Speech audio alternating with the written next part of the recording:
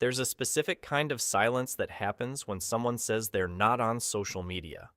A pause, a slight tilt of the head, and then, almost always, the same question.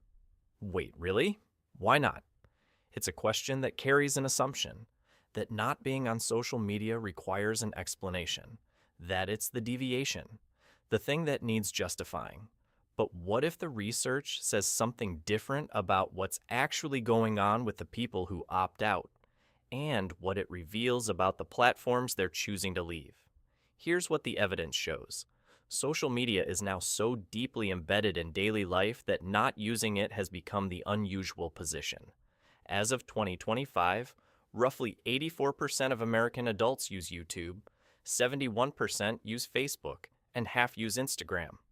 About half of U.S. adults visit Facebook or YouTube at least once a day. So when someone steps outside of that, when they don't have an Instagram, haven't logged into Facebook in years, or never created an account at all, it registers as strange, and in some social contexts, it registers as suspicious. People wonder what you're hiding.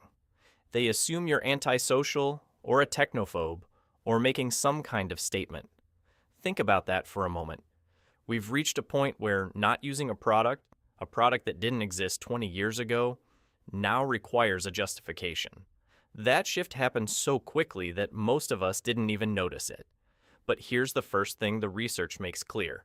Social media non-use is not one thing. It's a spectrum. Researchers at Cornell University found that non-use ranges from people who never signed up, to those who deactivated their accounts, to those who considered leaving, but couldn't bring themselves to do it. Among the people they surveyed, roughly a third of Facebook users had voluntarily taken a break by deactivating, and about 1 in 10 had quit entirely. The boundaries between use and non-use are blurry, and the motivations behind each type are different. So the real question isn't, why don't some people use social media? It's, what are the different reasons people pull away? And what does the research say about what happens when they do?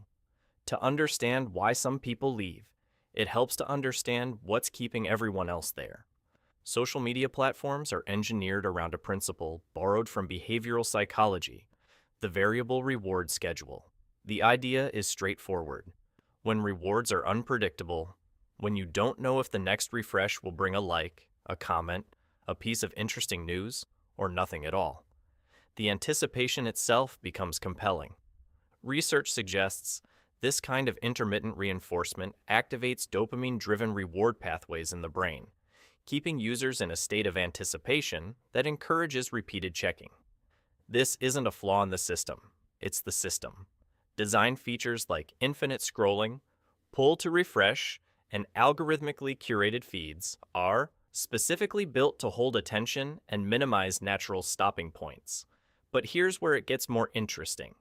Research from KU Leuven and the University of Michigan has shown that the impact of social media on well-being is not uniform.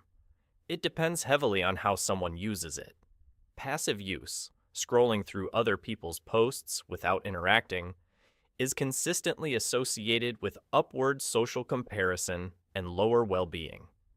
When you passively browse a feed, you're seeing a curated version of other people's lives, their best moments, their successes, their highlight reels, and your brain processes that as a comparison, often without you even realizing it. Active, directed communication, messaging a specific person, responding in a meaningful way, tends to be neutral or modestly positive. The problem is that platform design overwhelmingly favors passive consumption. The feed is the default. Direct conversation requires effort, so most people's experience of social media skews heavily toward the type of engagement research links to worse outcomes, and that imbalance between what the platforms incentivize and what actually supports well-being is one of the key reasons some people choose to step away entirely. So you might expect the research to show that quitting social media leads to clear improvements in well-being. That walking away is the fix. But a 2025 meta-analysis published in Scientific Reports reviewed 10 experimental studies involving nearly 4,700 participants and found something surprising. Social media abstinence had no significant effect on positive affect, negative affect, or life satisfaction. Simply stepping away doesn't appear to be enough. Quitting removes the scroll, but it doesn't automatically replace it with something better. And for some people, it removes genuine social connection they don't have alternatives for. The duration of abstinence didn't seem to matter either, whether participants stayed away. For a few days or several weeks, the well-being outcomes were similarly flat. This echoes something researchers have noted about other forms of disconnection. The act of removing something is not the same as the act of building something in its place. Quitting is a subtraction. The research suggests that what matters more is what you add. What does seem to matter is why someone leaves, and whether the decision feels genuinely theirs. Researchers at Cornell analyzed people who tried to quit Facebook for 99 days. Those who experienced what the researchers described as a sense of freedom and personal agency were significantly less likely to return to the platform. Those who experienced withdrawal-like symptoms, compulsive checking behaviors, automatic browser navigation, dreams about logging in, were more likely to relapse. Some participants in the study described redirecting Facebook emails to accounts they never checked, or asking partners to change their passwords so they couldn't log in. Others found that the urge to check faded after about a week, but for some, it persisted throughout the entire period. The experience of non-use, it turns out, varies as much as the experience of use, and the motivations for non-use turned out to vary by type. A study of Dutch adults found that among people who never joined social media in the first place, the top reason wasn't privacy or a political stance. It was simple disinterest. They just didn't find it compelling. Among those who had used social media and then quit, privacy and concerns about data use ranked much higher.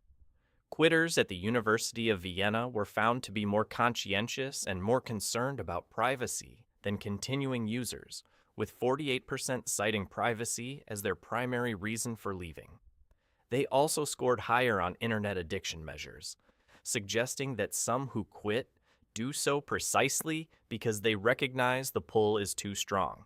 So non-use isn't a single personality type, and it isn't a uniform decision.